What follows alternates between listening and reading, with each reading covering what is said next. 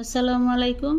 গরুর মাংসের কালো ভুনা রান্না করার জন্য 1 কেজি গরুর মাংসের সাথে 2 চামচ জিরার গুঁড়া, 2 চামচ হলুদ, 2 চামচ মরিচ, 2 চামচ ধনিয়ার গুঁড়া, 1 চামচ গোলমরিচের গুঁড়া, পরিমাণ মতন লবণ, 2 চামচ গরম মশলার গুঁড়া। গরম মশলার মাঝে জয়ফল, জয়ত্রী, কালো এলাচ, ছোট এলাচ, দারচিনি, তেজপাতা গুঁড়া করা আছে। আদা বাটা, রসুন বাটা, পেঁয়াজ বেরেস্তা, কাঁচা পেঁয়াজ, সরিষার তেল, তেজপাতা দিয়ে ভালো করে মেখে নিতে হবে। তারপর অল্প হাত ধোয়া পানি দিয়ে ঢেকে দিতে হবে। 15 মিনিট পর ঢাকনা খুলে 1 কাপ গরম পানি দিয়ে ঢেকে দিতে হবে। তারপর 30 মিনিট পর মাংস হয়ে গেলে একটি পাত্রে সরিষার তেল গরম করে পেঁয়াজ ও শুকনা মরিচ হালকা ভেজে মাংসে দিয়ে দিতে হবে। তারপর 5 মিনিট রেখে নামিয়ে নিতে হবে।